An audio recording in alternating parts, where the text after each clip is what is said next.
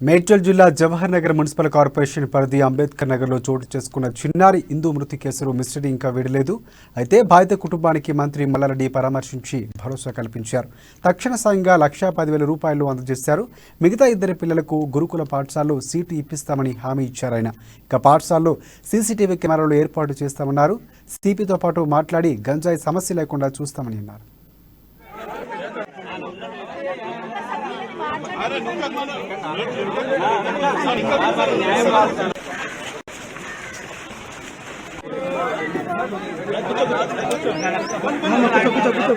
పాఠశాల చేపిస్తా, తర్వాత ఆయనను మాత్రం హాస్పిటల్లో ట్రీట్మెంట్ చేపిస్తా. ఇప్పుడు వీళ్ళు మా మేయర్ కానీ మా కార్పొరేటర్లు కొన్ని 1,10,000 ఇస్తున్నారు. తర్వాత నా ఆర్థిక సాయం కూడా నాకు సపరేట్గా ఉంటుంది. నేను చేస్తాను. ఇమీడియట్ గా వారం 10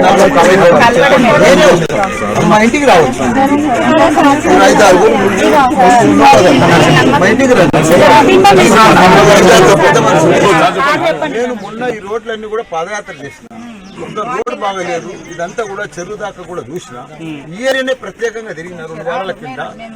తప్పకుండా ఈ ఏరియాలో ఎవరు బీఆర్ఓలు కానీ గంజాయి కానీ అది లేకుండా చేసే బాధ్యత నాది.